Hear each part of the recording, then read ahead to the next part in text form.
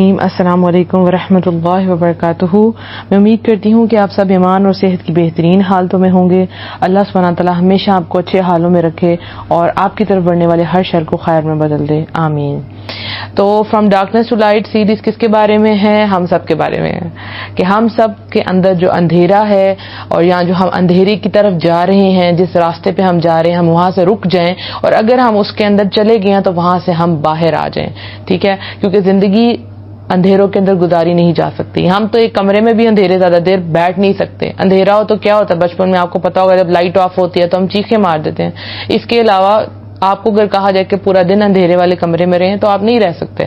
جیسے آپ دیکھ رہے ہیں موسم چینج ہو رہا ہے تو سردیوں میں آپ دیکھیں گے کہ کافی دیر تک دھوپ نہیں نکلتی, سورج نہیں نکلتا, تو کیسی مایوسی سی ہو جاتی ہے ہمیں, رائٹ. تو ہر انسان روشنی کو پسند کرتا ہے, تو وہ روشنی ہمارے اپنے وجود کے اندر بھی اور ہمارے وجود کے باہر بھی, سراؤنڈنگز میں بھی وہ روشنی ہونی چاہیے.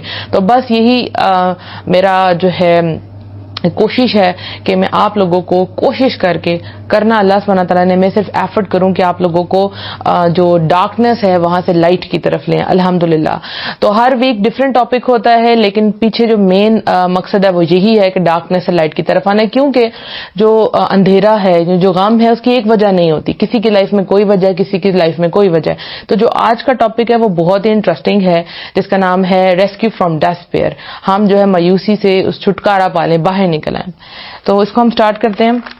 بسم اللہ الرحمن الرحیم. اگر ہم ریسرچ دیکھیں تو یہ ریسرچ کہتی ہے کہ ہماری زمین پہ جو مایوسی ہے نا وہ چھاتی جا رہی ہے.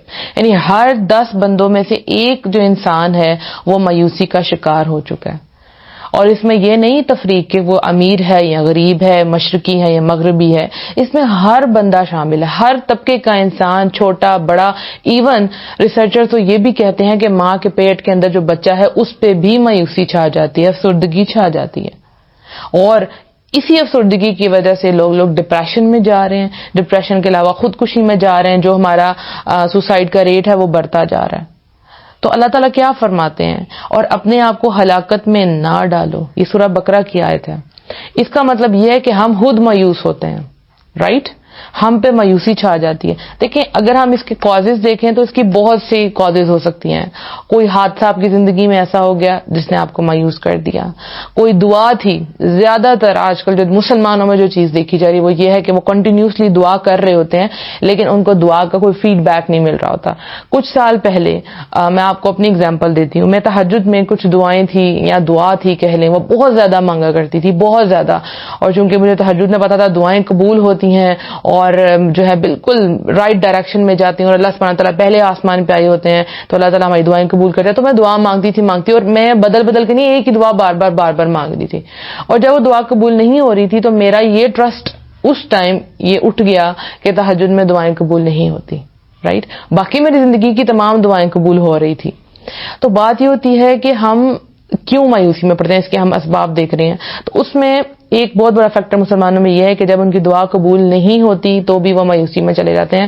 خیر اس کے بعد ان کو پتا چلتا ہے کہ وہ جو دعا مانگ رہے تھے وہ ان کے حق میں بہتر ہی نہیں تھی. لیکن سب لوگ اس چیز کا انتظار بھی نہیں کرتے, وہ کفر کی طرف چلے جاتے ہیں.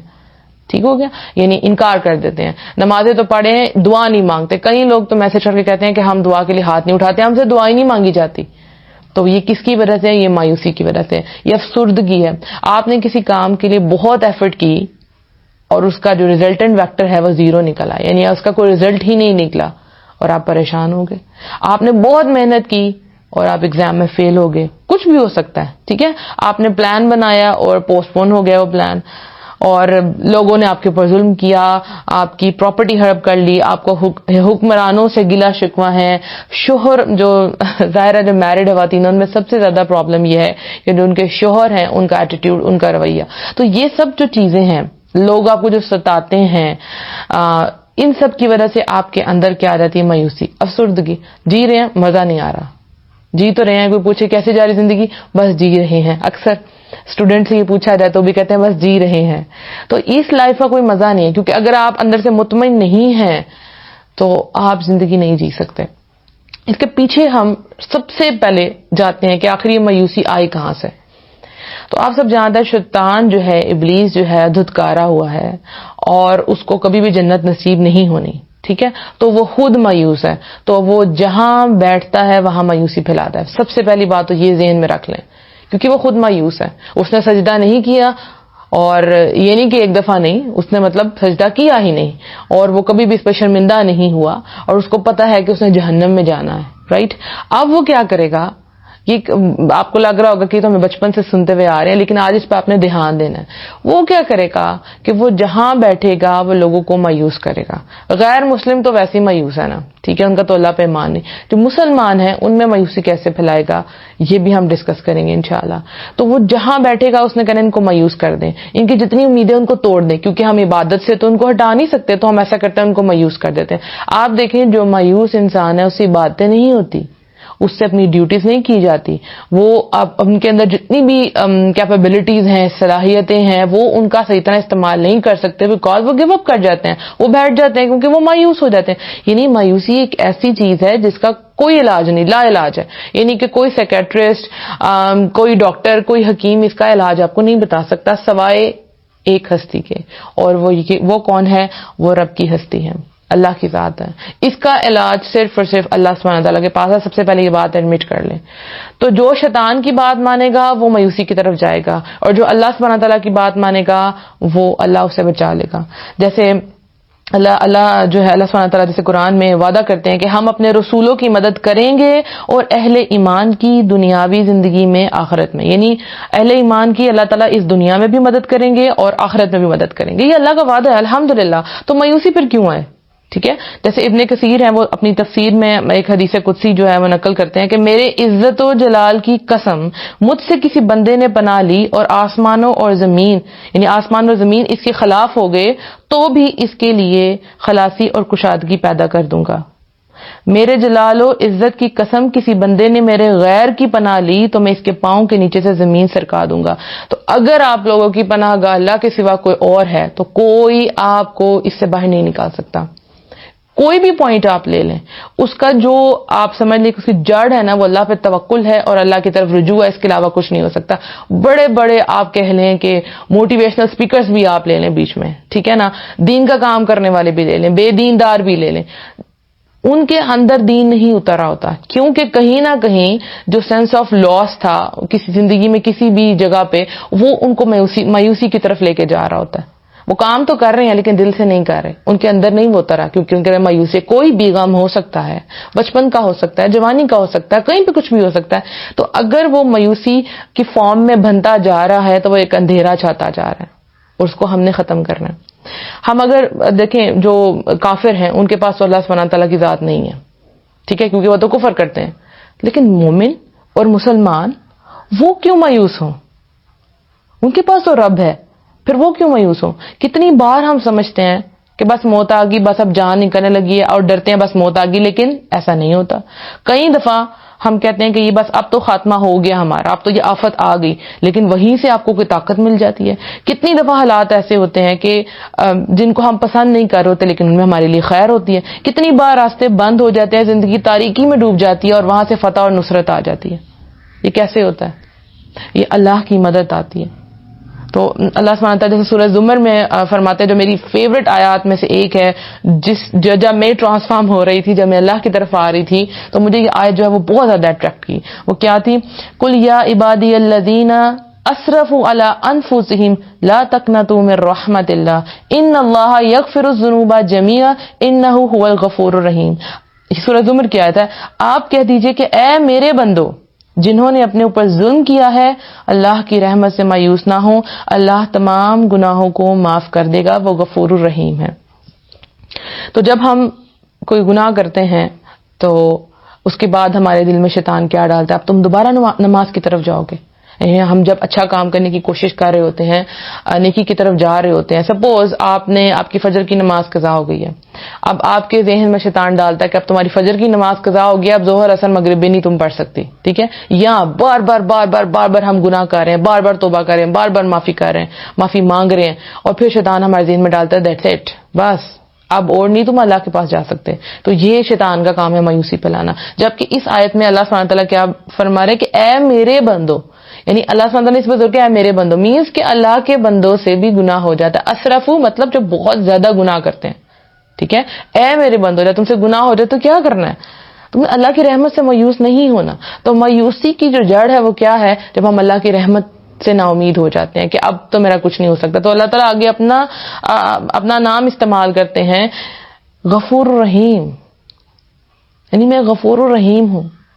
تو تم کیوں مایوس ہوتے ہو؟ تمہارے پاس جتنے بھی گناہ ہیں میں اس کو معاف کروں گا. یعنی آسمان اور زمین سے بھر بھر کے گناہ لے جائیں تو اللہ سبحانہ تعالیٰ جو ہے معاف کرنے والے ہیں. آپ اگر انبیاء کی سٹوریز پڑھیں، جیسے آپ حضرت ابراہیم علیہ السلام کی سٹوری دیکھتے ہیں، تو اس میں جب ان کو آگ میں ڈالتے ہیں لوگ، تو وہ اللہ پہ کیا کرتے ہیں؟ وہ اللہ پہ توکل کرتے ہیں، اللہ سے مدد مانگتے ہیں، تو اللہ تعالیٰ اسی آگ کو ان کے لیے ٹھنڈی کر دیتا ہے. تو اگر وہ مایوس ہوتے تو ایسا ہوتا؟ اگر وہ مایوس ہوتے، نا امید ہوتے اللہ سبحانہ تعالیٰ سے، تو ایسے ہوتا؟ کبھی بھی نہ ہوتا. حضرت موسیٰ علیہ السلام ہے، اللہ سبحانہ تعالیٰ ان کے لیے رستہ بنا دیتا ہے اور اسی رستے کے اندر فرعون کو غرق کر دیتا ہے. تو آپ کا اللہ کیا کچھ نہیں کر سکتا؟ آپ کو تو اللہ کی پہچان ہی نہیں ہے. ہم کہتے ہیں وَهُوَ عَلَىٰ كُلِّ شَيْءٍ قدیر، اللہ ہر چیز پہ قادر ہے. تو پھر آپ یہ کیوں نہیں سوچتے کہ آپ کی جو مایوسی، آپ کا غم ہے، وہ بھی دور ہو جائے گا؟ ہمیں نہیں یقین اللہ پہ. ہمیں برے سے برے حالات ہو جائیں، ہمیں اچھی سے اچھی امید رکھنی ہے. یعنی آپ سمجھ لیں کہ اندھیرا ہے بالکل، تو آپ نے سوچنا ہے نہیں روشنی آئے گی. جیسے آپ کو پتا ہوتا ہے لائٹ گئی ہے، تھوڑی دیر بعد آپ کو یقین ہوتا ہے کہ لائٹ آ جانی ہے. یا اگر آپ نے یو پی ایس آن کیا، آپ کو پتا بھی خود بخود آن ہو جائے گا، جنریٹر آن ہو جائے گا، رائٹ؟ تو وہ آپ کو کتنی امید ہوتی ہے. رات ہوئی ہے تو آپ کو پتا ہے صبح آنے والی ہے، دن ہو جانا ہے. تو اسی طرح سے برے حالات میں آپ نے کیا یقین رکھنا ہے؟ اچھی امید رکھنی ہے. نبی صلی اللہ علیہ وسلم جب غار میں تھے تو ان کے ساتھ حضرت ابو بکر صدیق رضی اللہ عنہ تھے. تو کیا ہوا تھا؟ یعنی ان کی جان کے اوپر تو اتنے پرائز رکھے ہوئے تھے کہ جو محمد رسول اللہ علیہ وسلم کو پکڑ کے لائے گا اس کو 100 عربی گھوڑے دیے جائیں گے. تو جب وہ ایک غار میں پناہ لیتے ہیں تو وہ غار اتنا چھوٹا ہوتا ہے کہ وہاں پہ 2 لوگ ایٹ اے ٹائم لیٹ نہیں سکتے. ٹھیک ہے؟ تو وہاں پہ جب کافر پہنچ جاتے ہیں، اگر وہ اپنے پاؤں کی طرف، قدم کی طرف دیکھتے تو وہ نبی صلی اللہ علیہ وسلم کو پا لیتے. لیکن حضرت ابو بکر صدیق جو پریشان تھے، تو نبی صلی اللہ علیہ وسلم نے وہاں پہ کیا ہسٹوریکل جو بات کہی تھی، مجھے بہت پسند ہے کہ کیا خیال کرتے ہیں، مفہوم بتا رہی ہوں کہ کیا خیال کرتے ہو ان 2 کے بارے میں جن کے ساتھ تیسرا اللہ ہے. یعنی نا امید کیوں ہوتے ہو کہ جب ہمارے ساتھ اللہ ہے تو اللہ تعالیٰ نے بچا لیا انہیں. تو یعنی کہ ایسے حالات ہو جائیں جہاں سے نکلنے کا، ریسکیو کا کوئی طریقہ نہیں ہے اور آپ نا امیدی میں چلے گئے ہیں، تو آپ نے کیا کرنا ہے؟